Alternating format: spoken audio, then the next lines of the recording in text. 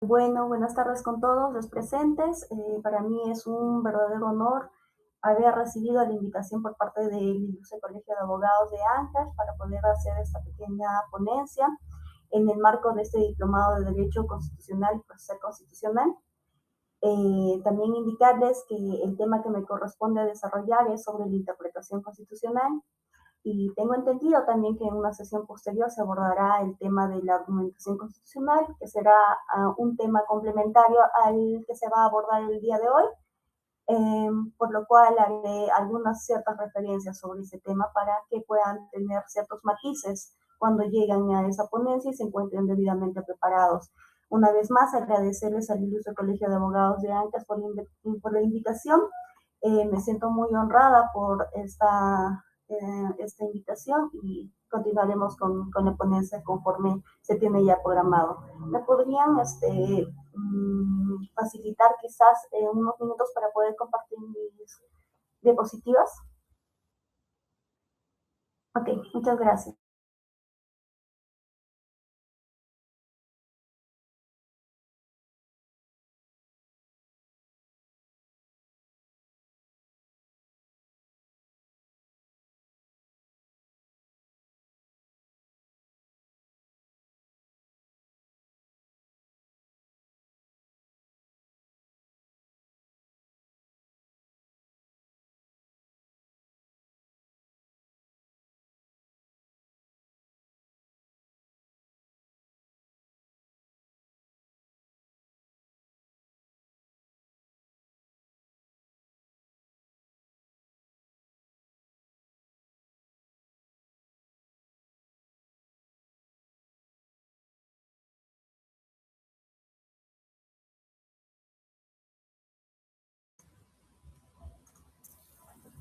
Quizás me podrían confirmar si es que se logra visualizar.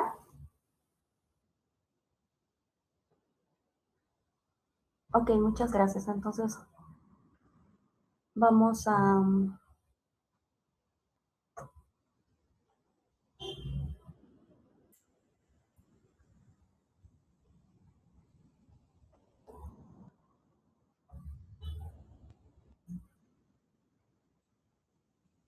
vamos a iniciar con la presente intervención. Permítanme comenzar con una imagen que me parece perfecta para entrar a esta materia. Indicarles que el jurista argentino Rodolfo Luis Vigo, que fue uno de los grandes filósofos en Argentina, indicó lo siguiente, y también me pareció algo que me pareció importante resaltar. La interpretación es al derecho como la sombra al cuerpo. Piensen por un momento que que no existe el derecho sin interpretación. Así como un cuerpo siempre proyecta su sombra mientras haya luz, el derecho siempre requiere de una interpretación mientras haya una norma. En el derecho constitucional, esa sombra es especialmente larga, compleja y también importante. En esta tarde vamos a abordar este camino respecto a la interpretación constitucional y vamos a entender qué es interpretar y por qué es necesario hacerlo. También vamos a abordar qué teorías y métodos existen, así como cómo esto se materializa en la práctica del derecho constitucional peruano. Para ello, primero, la primera pregunta que se nos viene a la mente, ¿qué es interpretar?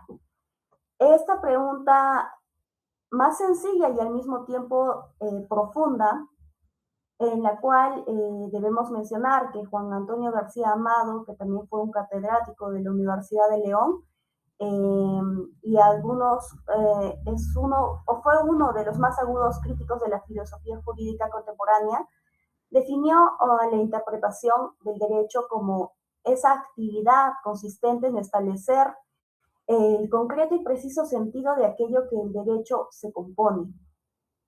Dicho de forma más sencilla, interpretar es diseñar el significado de la norma. Y la materia prima del derecho, aquello que debe interpretarse. lo cual son las normas jurídicas. Pero aquí hay que tener atención porque la primera distinción fundamental en la materia prima son las normas jurídicas, no son lo mismo que las normas morales, ni las reglas de trato social, entre otras. Las normas jurídicas tienen atributos específicos a las que se identifican como tales. ¿Cuáles son esos atributos? Precisamente esa es la pregunta que ha sido más debatida en la teoría y la filosofía del derecho.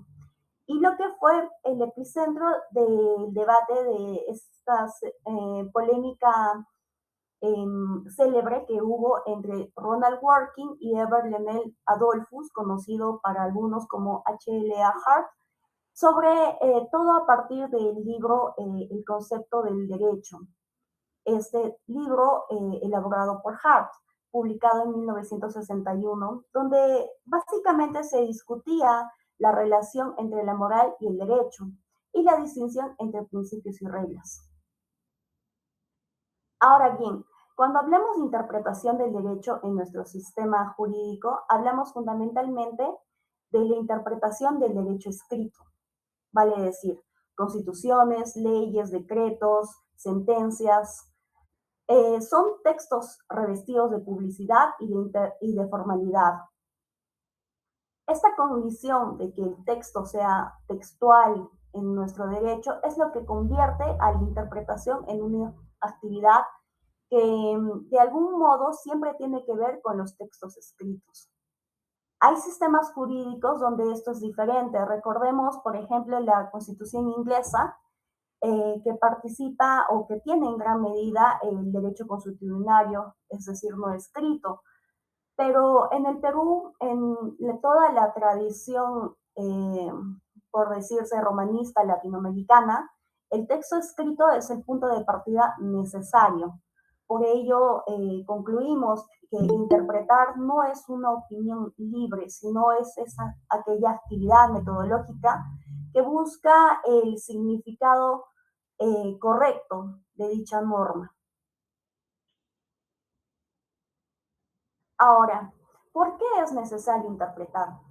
Aquí viene una pregunta que puede parecer obvia, pero ¿por qué necesitamos interpretar esta norma? La respuesta se da o la da de manera más clara el constitucionalista Cristóbal Rodríguez cuando identifica los problemas de determinación del derecho. En aquí vemos cuatro problemas. Primero, debemos entender que hay indeterminaciones por efectos lógicos del sistema, lo cual conocemos como las famosas lagunas, es decir, cuando la ley no prevé un supuesto, y las antinomias, cuando hay dos normas que se contradicen. Aquí el maestro Norberto Bobbio, un gran jurista italiano, desarrolló magistralmente esta problemática en su teoría general del derecho. Por otro lado, también existe indeterminación lingüística, es decir, hay una gran variedad y ambigüedad de las palabras. Las palabras debemos entender que no tienen un significado único, unívoco o eterno, pues un mismo término puede significar distintas cosas en distintos contextos. Por otro lado, también se tienen los conceptos jurídicos indeterminados, y esto es especialmente relevante en el constitucionalismo contemporáneo, porque los términos como, por ejemplo, dignidad humana, orden público, buenas costumbres, trato inhumano, han sido términos o son conceptos que intencionalmente el constituyente dejó de forma abierta para que estos puedan ser o puedan adaptarse según las circunstancias cambiantes de la vida social. Y cuarto, se tiene también indeterminación o hay problemas normativos por falta de coherencia. Esto es que en el ámbito principalista nos lleva a la ponderación y a la derrotabilidad de las normas. Debemos recordar, acá haciendo un pequeño paréntesis que quizás más adelante lo vayan a abordar, recordemos que la ponderación y la derrotabilidad son mecanismos jurídicos modernos para resolver conflictos normativos. donde existen dos principios que colisionan y es ahí donde se hace uso de la ponderación. O también se tienen las reglas que admiten excepciones no enumeradas en el caso de la derrotabilidad. Estas herramientas superan la aplicación mecánica de la ley, permitiendo de alguna manera a los jueces aplicar una solución que sea más justa para estos casos complejos. Recordando una vez más que en el caso de la ponderación tiene una estructura más argumentativa y metodológica para resolver este conflicto de principios, por ejemplo, cuando colisionan la libertad de la expresión con el derecho de honor.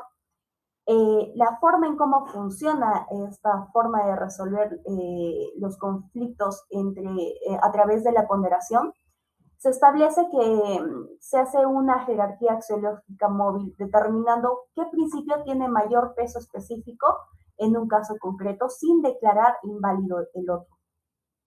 ¿Y cuáles serían los límites de la ponderación?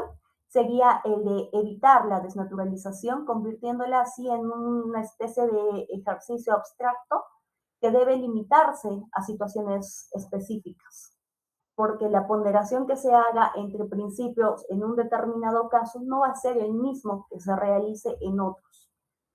Ahora, en relación a la derrotabilidad de normas que se aplica en relación a las reglas y sus excepciones, se debe de entender que por propiedad de las normas, especialmente en las reglas, se admiten excepciones, que no pueden ser enumeradas de forma exhaustiva de antemano o previendo ello. ¿Esto cómo se aplica o en qué ámbito? En situaciones donde la aplicación de la mecánica de la regla parece injusta, permitiendo al juez, en casos excepcionales, apartarse de ella. Por lo tanto, la derrotabilidad de las normas refleja la idea de que el derecho es un sistema abierto a nuevas interpretaciones, donde las normas pueden ser derrotadas por principios superiores o por razones axiológicas. La diferencia clave en esto es que la ponderación se aplica cuando los principios colisionan y son de alguna manera optimizables sin dejar de lado el otro. Y la derrotabilidad se aplica cuando la regla no puede aplicarse en esa situación particular sin contravenir su finalidad, haciendo en estos conceptos, en ambos, tanto en la ponderación como en la derrotabilidad, nos permiten la entrada de valoraciones alejando al derecho de una interpretación puramente formalista, pero supongo que eso ya desarrollarán en sesiones posteriores. Entonces, ¿de qué concluimos de por qué es tan necesario interpretar? La necesidad de interpretar entonces no es solo un defecto del sistema jurídico, sino es una característica estructural del derecho como fenómeno social y lingüístico. Ahora, ya sabemos, por un lado, qué es interpretar y por qué debemos hacerlo. Ahora la pregunta es, ¿cómo interpretar? Y aquí debemos recordar por historia de la historia de la filosofía jurídica que nos ofrece tres grandes respuestas con tres grandes concepciones.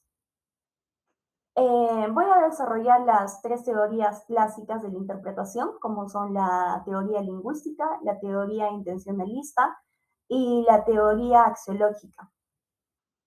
Debemos de considerar que estas no son solo categorías académicas, sino que son posiciones que aparecen y sin darnos cuenta, muchas veces a diario como operadores jurídicos, abogados, trabajadores del Poder Judicial, del Ministerio Público, entre otros, como operadores del derecho, a veces emitimos opiniones, disposiciones, resoluciones o sentencias en las cuales se hace este tipo de interpretaciones basadas en estas teorías. Como primer punto, se tiene la teoría lingüística o gramatical. Para esta corriente la realidad de las normas jurídicas coincide con su condición de enunciado lingüístico. ¿Qué quiere decir? En consecuencia, en este caso, según esta teoría, el intérprete, eh, su tarea del intérprete es fundamentalmente semántica, es decir, determinar el significado de las palabras de la ley. Esta posición tiene un antecedente histórico en la escuela de la exégese francesa, que surgió a raíz del Código de Napoleón, que fue promulgado el 21 de marzo de 1804. Aquí los exégetas sostenían que la tarea del jurista literalmente era el de leer el código, nada más, y tampoco nada menos.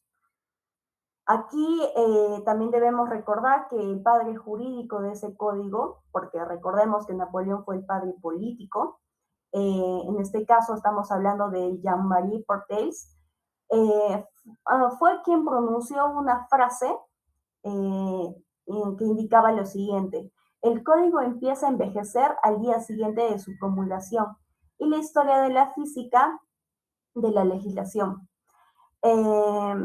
Aquí ven de alguna manera en este refrán la paradoja. El propio creador del método literal advertía que la ley envejece, que la letra sola no puede bastar. Por otro lado, también debemos recordar en relación a esta teoría que Federico Carlos von Savigny, que también fue fundador de la Escuela Histórica Romana Alemana, del derecho alemán, también incluyó un elemento gramatical como ese primer paso en la interpretación. Es decir, leer el texto, identificar sus palabras. Pero Savigny nunca dijo que ese era el único paso. Para él, la interpretación sistemática, histórica y teleológica eran igualmente necesarias. Ahora, por otro lado, se tiene la teoría intencionalista o subjetiva. Aquí ya también para esta corriente los enunciados legales son solo ese vehículo, el cauce por el cual se expresan las intenciones del legislador. Entonces, debemos de tomar en cuenta que para esa teoría interpretar sería averiguar qué quiso decir el legislador o qué quiso decir aquella persona que creó esa norma. En ese entender, el texto legal es el medio, pero no el fin. En realidad, el fin sería la voluntad del autor.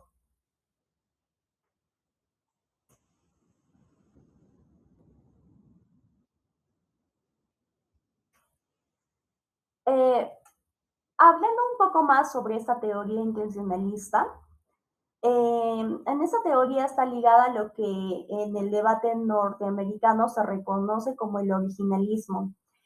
La tesis de que la Constitución debe interpretarse según qué pensaron o qué quisieron decir, por ejemplo, en el caso norteamericano, sus padres fundadores, referente a la Constitución de 1787, nos cabría hacernos la interrogante, ¿qué pensaba, por ejemplo, Thomas Jefferson sobre esto? Y aquí debemos recordar algo muy importante, que Jefferson, a pesar de ser uno de los padres fundadores de la Constitución, no defendió el originalismo. Él dijo algo que sonó muy profundo.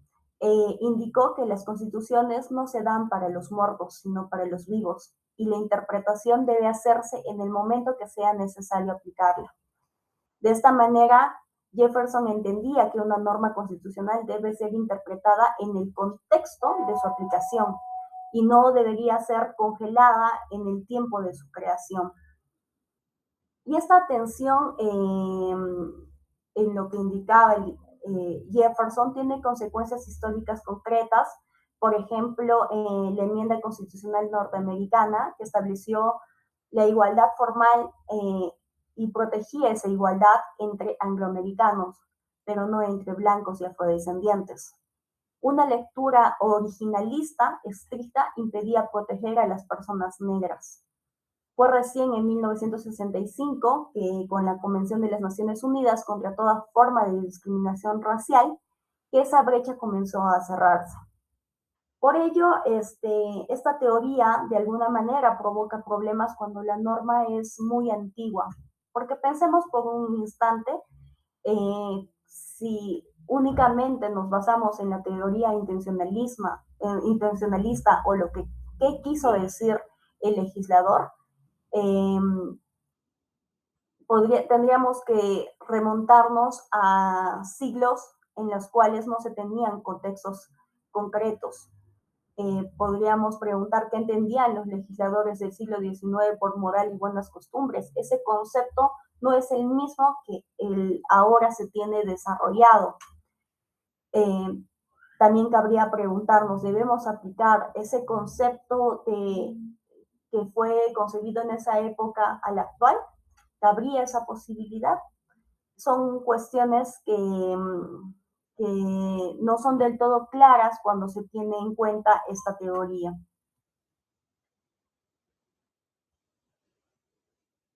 Ahora, por otra parte, respecto a la tercera teoría, la teoría axiológica o material, para esta corriente indica que la sustancia última de las normas jurídicas es el carácter axiológico, es decir, de forma ya valorativa.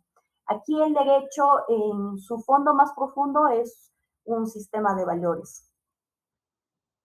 La axiología de la teoría de valores, en relación a esto, se tiene al filósofo peruano Francisco Miró Quesada, que hablaba de la axiología jurídica e indicaba que la filosofía de los valores aplicada al derecho como uno de los pilares de la comprensión del fenómeno jurídico. Sobre esta teoría, ¿cuáles son esos valores? En la tradición constitucional contemporánea, el más alto de todos ellos sería el de la dignidad humana. Y aquí debemos tener una referencia histórica, eh, que es la Ley Fundamental de Bonn del 23 de mayo de 1949, donde la Constitución alemana, que surgió de las cenizas del nazismo, establece en su artículo primero que la dignidad humana es intangible. Y en su artículo 20.3 indica que el juez está sometido no solamente a la ley, sino a la ley y al derecho. Esta distinción de la ley y el derecho también es fundamental, pues el jurista alemán Ernst Zittermann en 1907 la llamó como la plenitud hermenéutica del derecho. Es decir, que el derecho no tiene lagunas, las lagunas están en la ley, no en el derecho. Y para eso existen los métodos de integración normativa.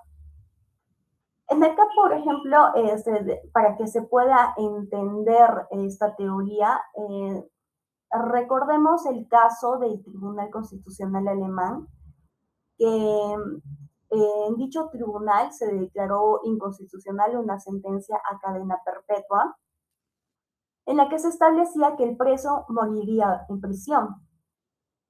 Esta sentencia fue declarada inconstitucional por ser contrario a la dignidad humana. ¿Por qué? Porque la dignidad humana, como ese valor supremo, implica siempre la posibilidad de rehabilitación, de readaptación, y no se puede tratar a una persona como si no tuviese futuro. Entonces, de acuerdo a este pensamiento, ven cómo los valores no son retórica vacía, sino son fundamentos real de las decisiones jurídicas. También debemos recordar que esta teoría axiológica tiene una historia de evolución fascinante. Voy a trazarla brevemente para poder entender esta evolución, que es clave para poder comprender el constitucionalismo contemporáneo.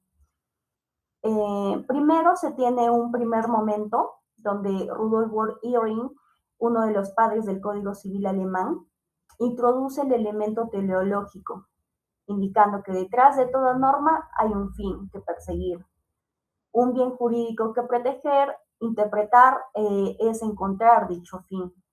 También se tiene un segundo momento en el que Philipp Hepp y la jurisprudencia de intereses, indicaba que toda norma nace para resolver un conflicto de intereses sociales. Aquí el legislador opta por uno de esos intereses y el intérprete debe identificar cuál fue esa opción y actualizarla al caso concreto. En ese caso, Heck llamaba a esto un acto de obediencia pensante. También se tiene un tercer momento donde la jurisprudencia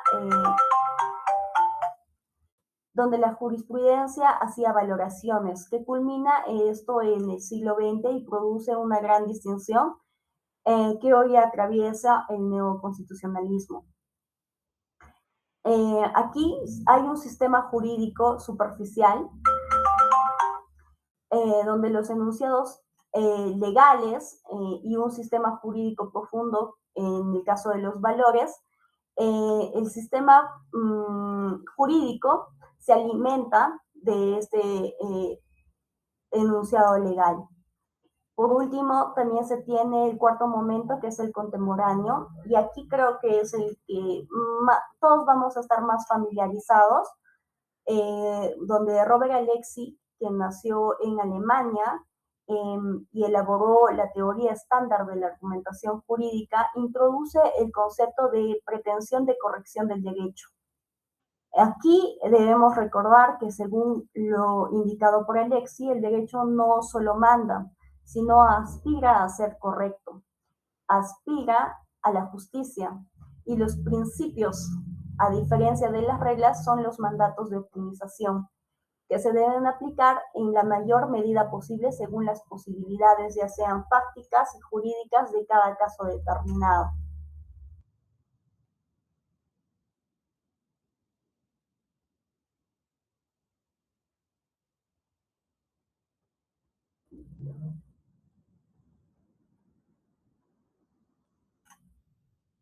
Bien, hasta ahora hemos hablado de las grandes concepciones teóricas, pero cuando estamos frente a un caso concreto, por ejemplo, una demanda de amparo, una acción de inconstitucionalidad,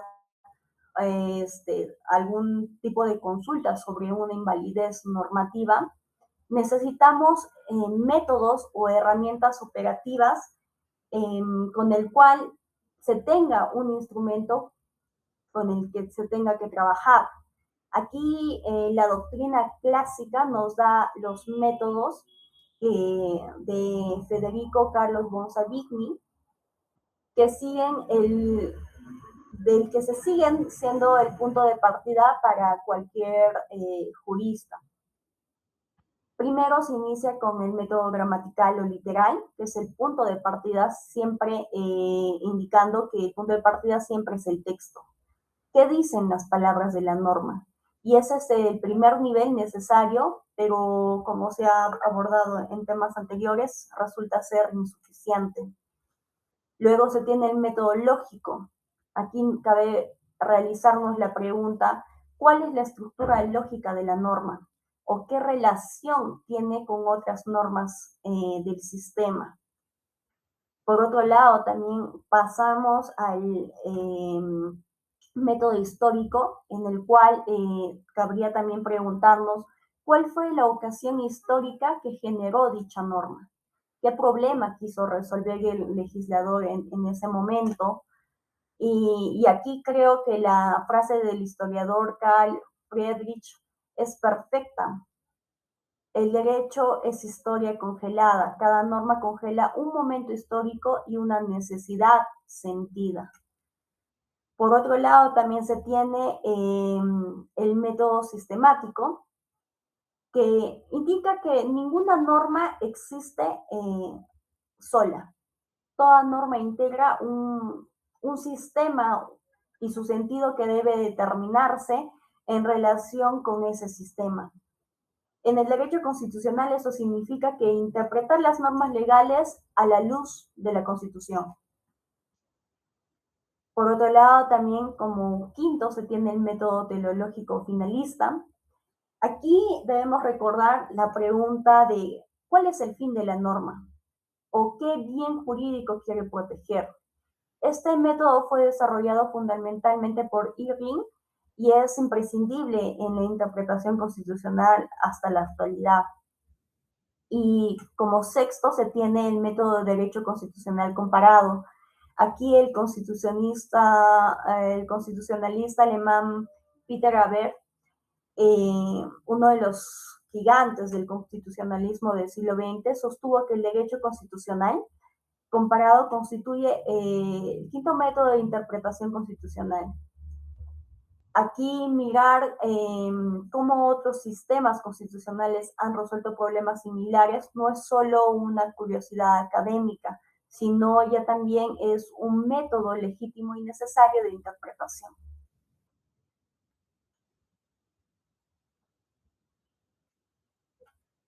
Ahora, como un caso práctico para poder ilustrar estos métodos,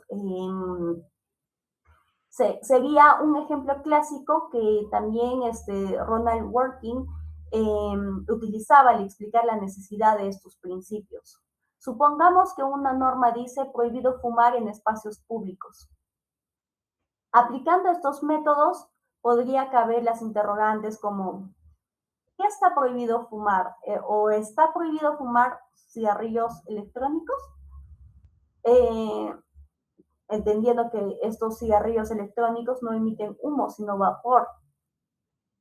Utilizando el método gramatical, depende de qué entendamos también por fumar.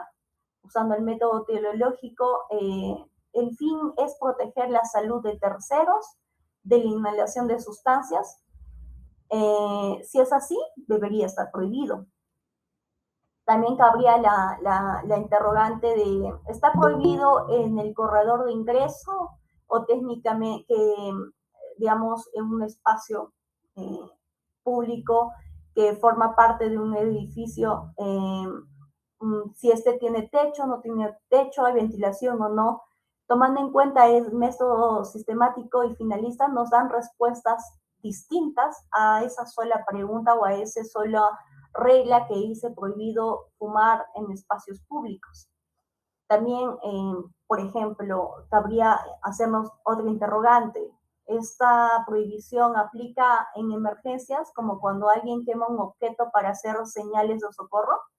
Aquí los principios que ya han sido mencionados entran en juego, porque supongamos en ese supuesto, la vida como principio derrotaría la prohibición de fumar como regla. En conclusión, cuando la regla es genérica, siempre debemos recurrir a principios constitucionales y esa es la esencia del constitucionalismo contemporáneo.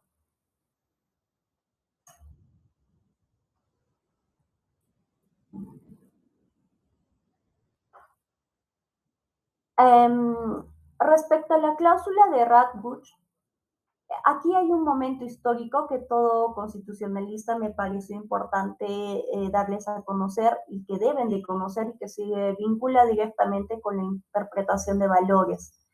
Gustav Radbruch primero era un jurista alemán nacido en 1878, falleció en 1949 y publicó su libro Arbitrariedad legal y derecho supralegal. En este libro reflexionó sobre las leyes del nazismo. Esas leyes formalmente eran válidas, estaban promulgadas por el Estado, tenían estructura de normas jurídicas y sin embargo estas normas eran profundamente injustas. La cláusula Radbruch establece que un principio que hoy es parte del derecho constitucional universal, ese principio es que un derecho excesivamente injusto no es derecho.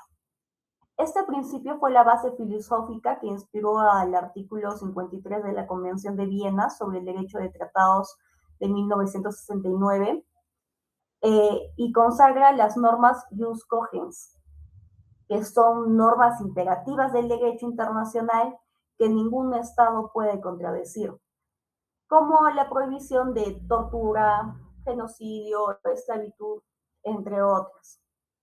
Aquí en términos prácticos, Cuando interpretamos la Constitución, no podemos hacer una interpretación que nos conduzca a resultados que sean manifiestamente injustos o que sean contrarios a la dignidad humana. Ahí hay un límite que en el caso del positivismo estricto no puede cruzar. Em,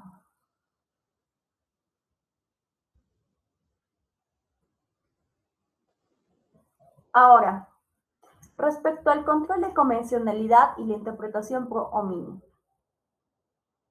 Quiero hablar de algo que en la práctica como operadores jurídicos peruanos y también que se desarrollan en otros países, es absolutamente cotidiano. Aunque a veces no lo nombremos con su nombre técnico, eh, efectuamos ese control de convencionalidad y también hacemos aplicación del principio pro hominem. Aquí debemos recordar al jurista Sergio García Ramírez, quien fue expresidente de la Corte Interamericana de Derechos Humanos, quien acuñó el término control de convencionalidad. Antes de él se hablaba de control supranacional, pero García Ramírez le dio nombre propio y contenido preciso. Aquí debemos entender que el primero es el control de convencionalidad.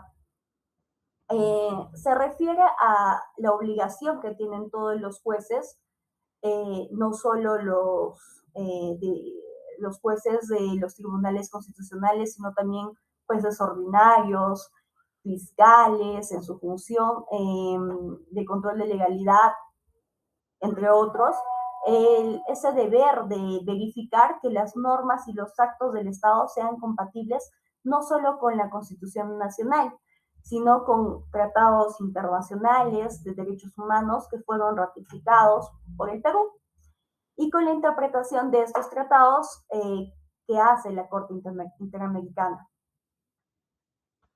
Seguramente en estas elecciones, en meetings por parte de los representantes de los partidos que están postulando a estas elecciones presidenciales y otras, se ha hablado o se ha escuchado en estos debates públicos en propuestas de salirse de la Corte Interamericana.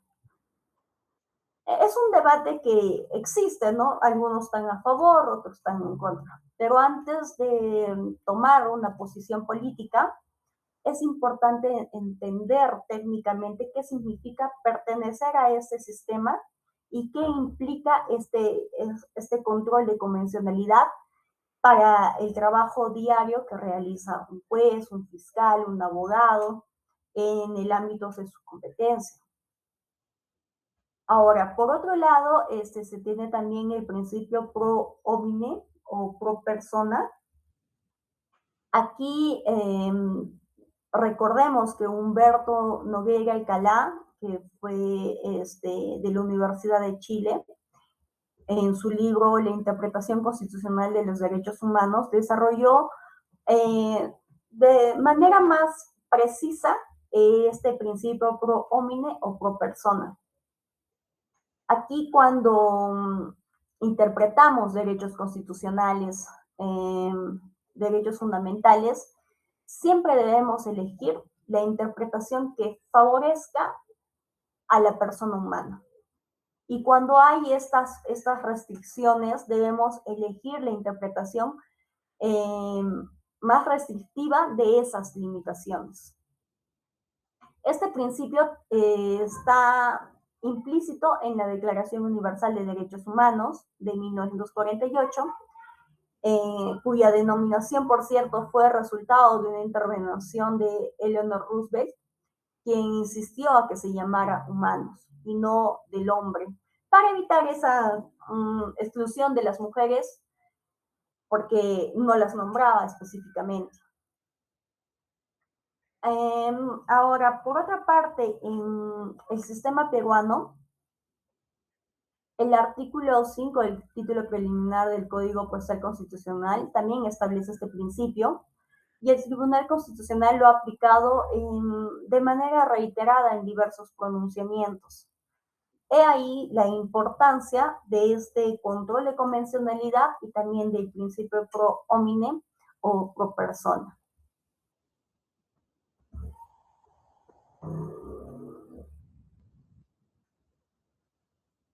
Ahora, eh,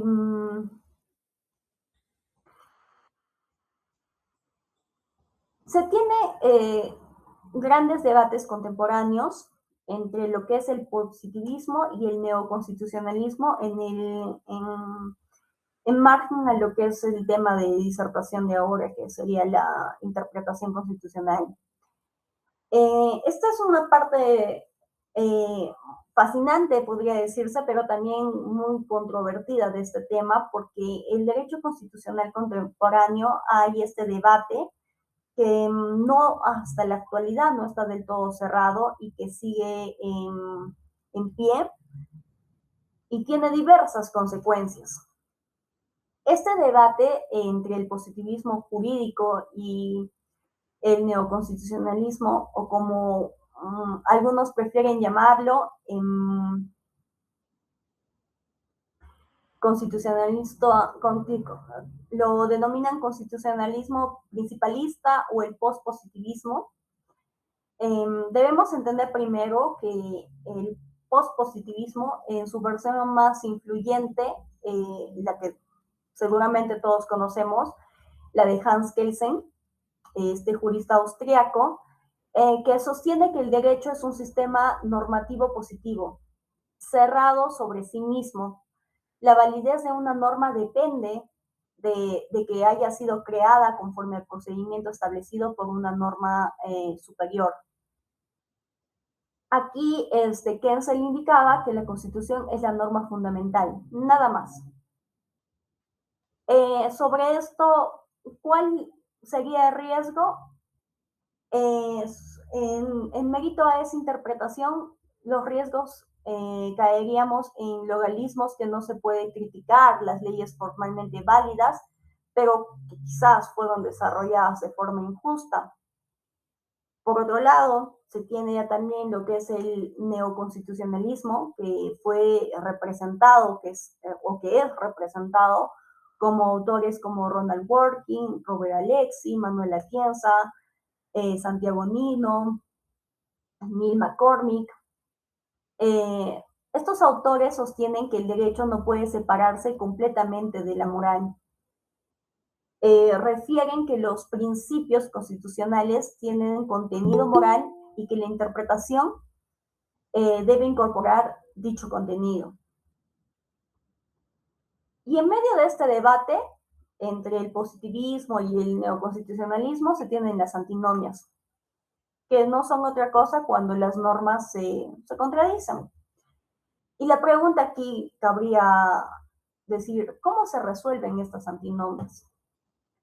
Norberto Bobbio, en su teoría general del derecho, establece tres criterios.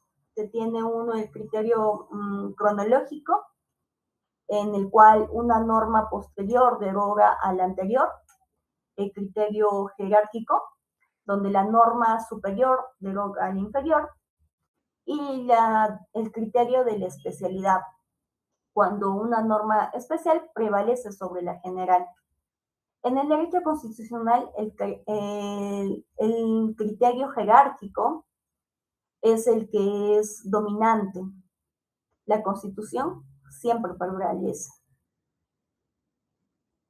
Pero cuando, digamos, se trata de principios que colisionan, por ejemplo, dignidad y seguridad, o quizás, no sé, libertad de expresión versus la intimidad, estos criterios de Bobbio no bastan. Ahí entra lo que se ha mencionado anteriormente, la ponderación del lexi, y de eso, como les decía, seguramente más adelante o en otras ponencias lo trabajarán de forma más profunda para poder entender, porque esta ponderación también tiene ciertos matices, reglas y formas de aplicarlas.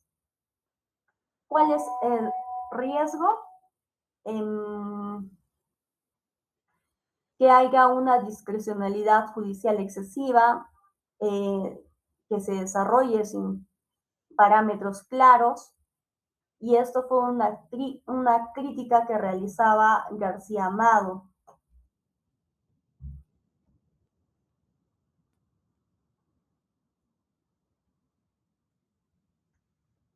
Sobre el, este neoconstitucionalismo también debo indicar que Ronald Working en su libro Tomar los derechos en serio o Talking Rights Seriously, y luego también en El Imperio de la Ley, Laws Empire, propuso que el derecho incluye no solo reglas, sino también principios, y que los jueces no crean el derecho libremente, sino descubren la respuesta correcta en el sistema de principios que ya es existente. Y bueno, al respecto, entre este debate, cuál aplicar, el positivismo, el pospositivismo o neoconstitucionalismo, ¿cuál es la posición del Tribunal Constitucional peruano? Aquí, honestamente, es un terreno que está en construcción. Como señala el propio debate académico, el TC peruano ha aplicado criterios que quizás parecen contradictorios, pero la tendencia general es hacia la incorporación de estándares del neoconstitucionalismo. Esto ya con este horizonte marcado por la jurisprudencia interamericana. Entonces, todavía no se tiene algo sólido, pero ya va en esa tendencia.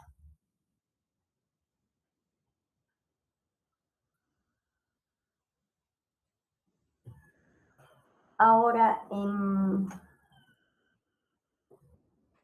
antes de quizás concluir la ponencia, quiero detenerme a hacerles una disensión terminológica que tiene consecuencias de alguna manera, de alguna manera que son prácticas y que a veces se usa de manera incorrecta. La diferencia entre las exegis y la hermenéutica. Debemos recordar que las exegis del griego exegetai, que quiere decir sacar afuera del sentido, es la interpretación puramente textual, que se queda en el texto, es decir, extrae el significado del texto y solo del texto, nada más. Por otro lado, la hermenéutica, que viene del término Hermes, que recordemos que fue el mensajero de los dioses y aquel que transmitía los mensajes y debía interpretarlos para los humanos, indicaba que es la forma de interpretación es textual, pero también contextual. Aquí debemos entender entonces que la hermenéutica no se limita al texto, lo ubica en este contexto histórico, social, normativo y valorativo. Como ha señalado también la doctrina, la exegis es la especie y la hermenéutica es el género. Aquí en el derecho constitucional necesitamos de la hermenéutica, porque una lectura que sea puramente exegética de la Constitución produciría resultados absurdos. Eh, por ejemplo, el artículo primero de nuestra Constitución establece la defensa de la persona humana y el respeto de su dignidad son el fin supremo de la sociedad y del Estado. Si interpretamos solo eso de forma gramatical, podemos dar muchas respuestas. Solo la hermenéutica constitucional que incorpora el contexto histórico, los principios del sistema, la jurisprudencia comparada, así como valores fundamentales, solo de esa manera nos permitiría hacer una interpretación o extraer el contenido real de ese extracto de la norma.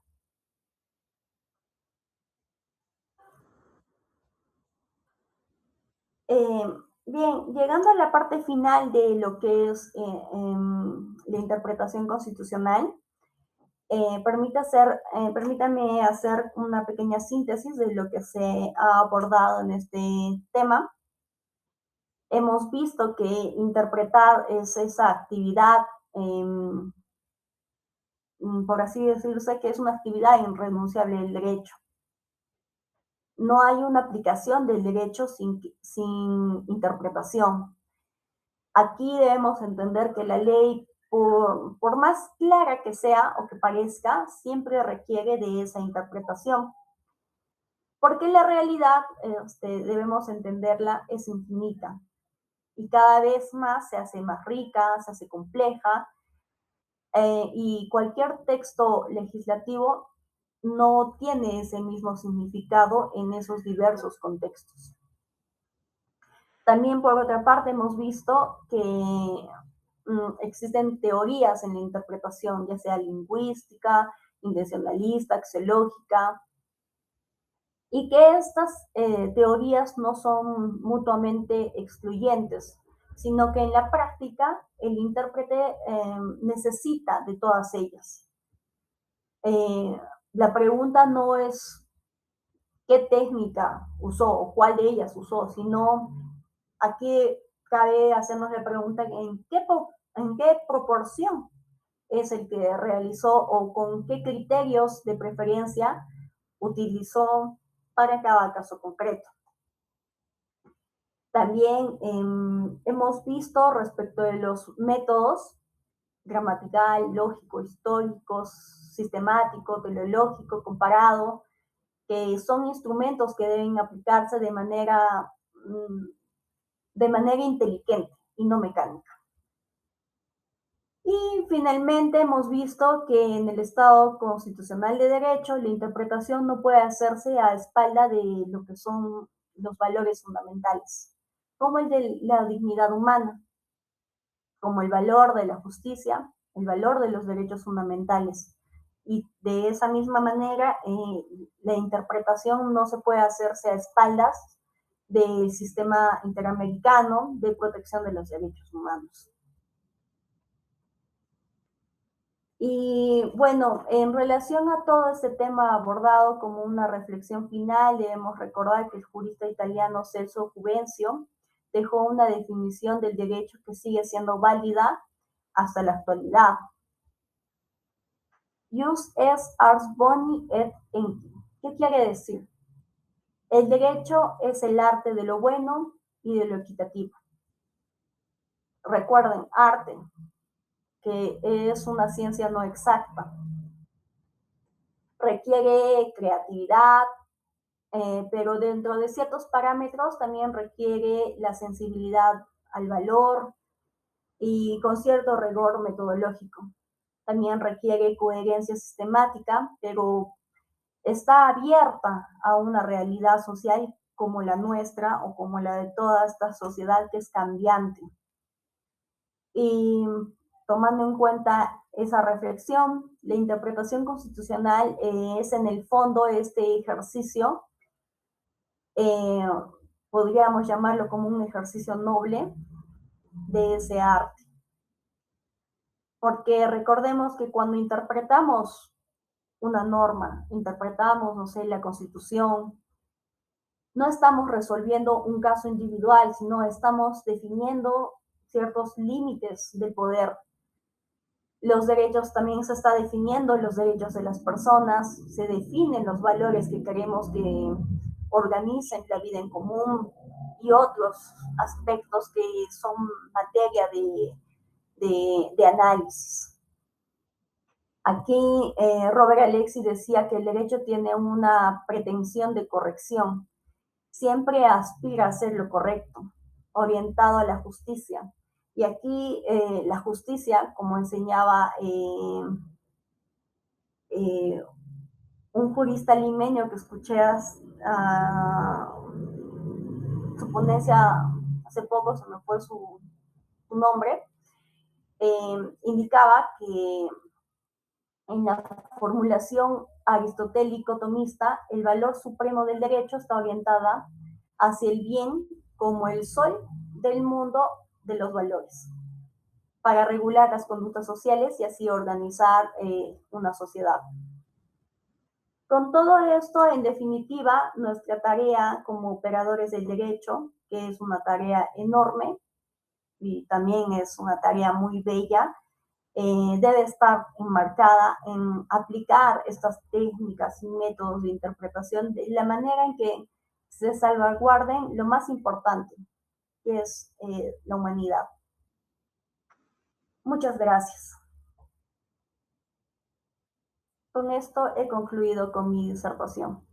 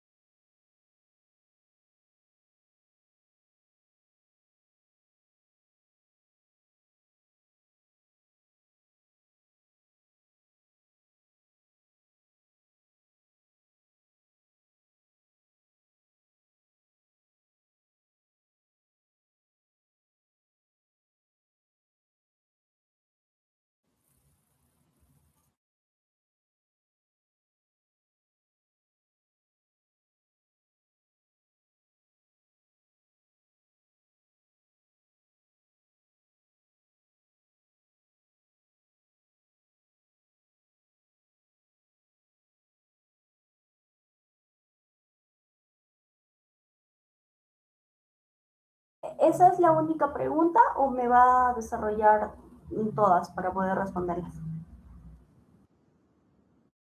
A ver, ¿me podría indicar, por favor?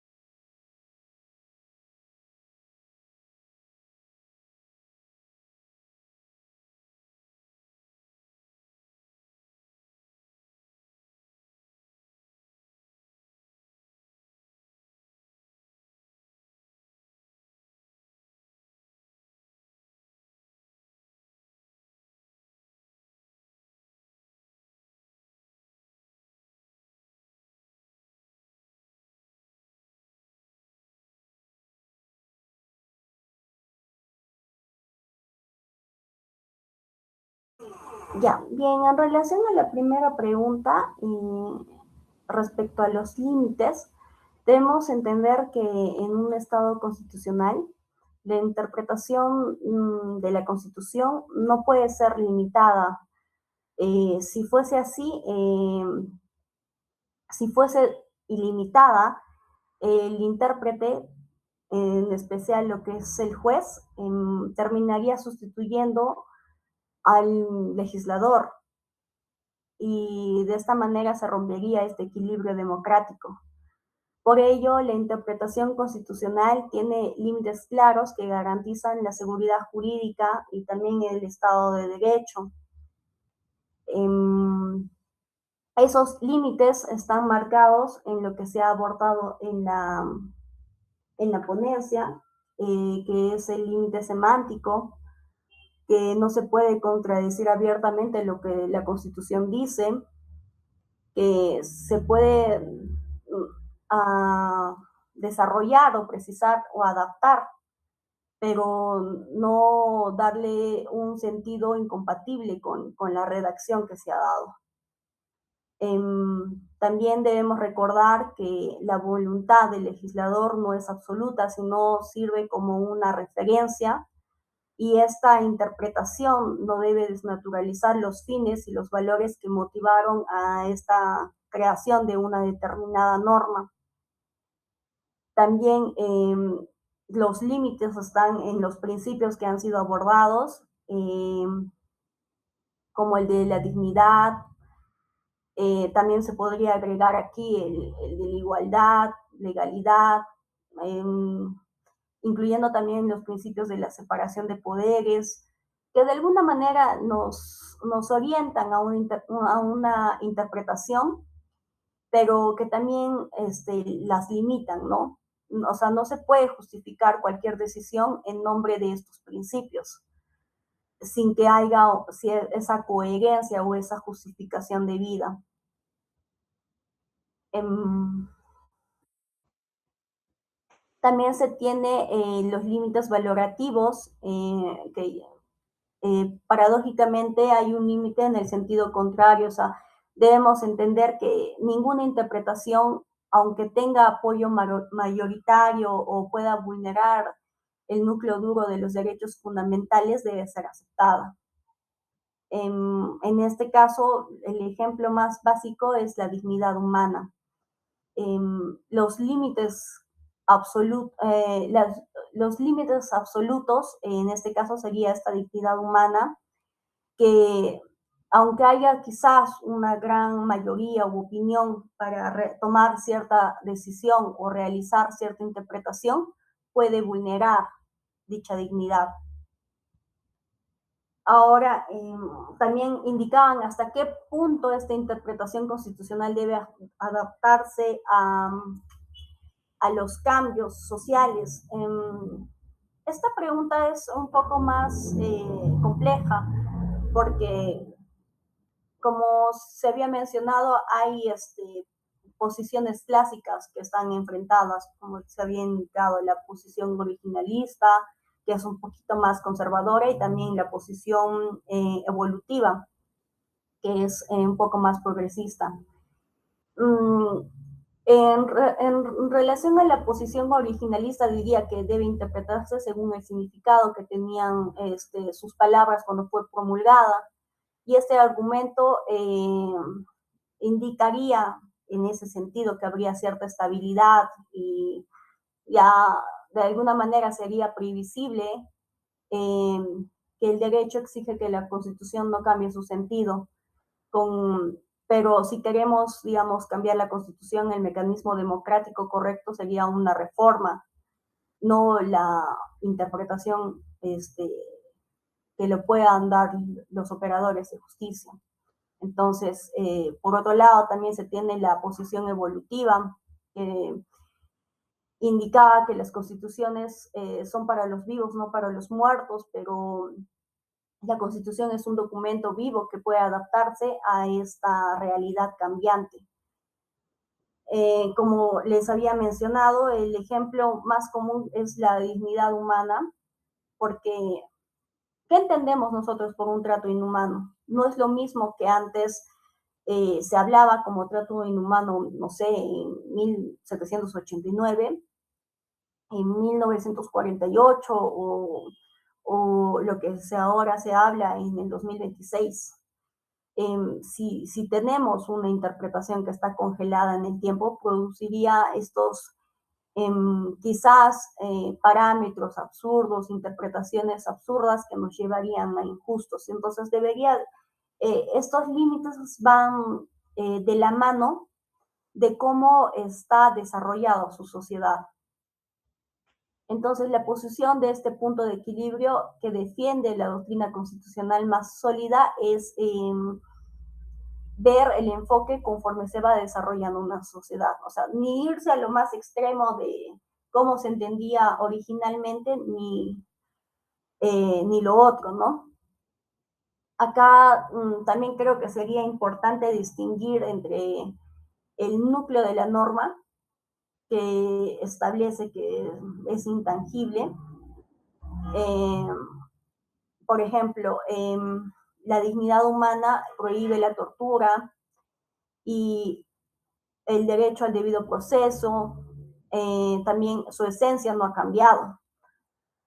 También debemos entender lo que es la proyección de ese núcleo que debe de adaptarse.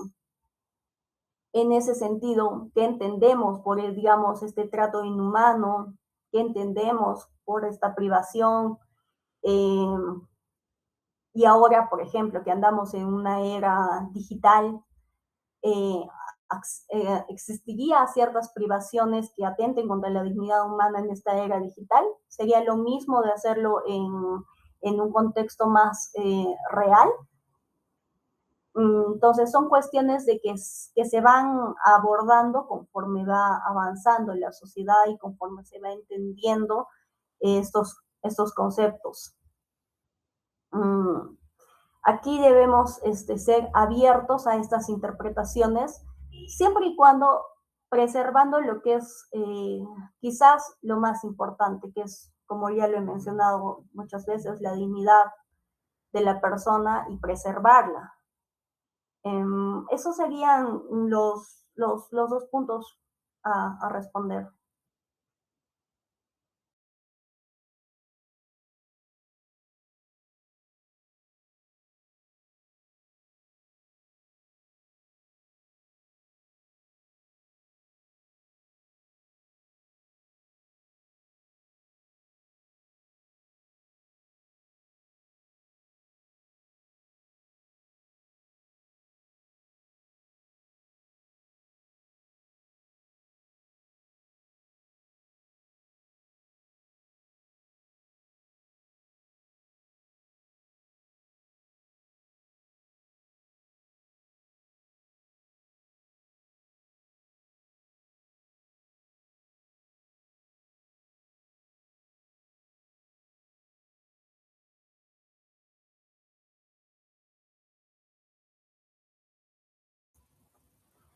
Muchas gracias y una vez más reiterar mi agradecimiento y saludos acá a todos los presentes en este diplomado que espero haya sido enriquecedor para el ámbito académico y agradecida por la invitación y gustosa de seguir participando en las siguientes ponencias. Muchas gracias. Buenas noches con todos.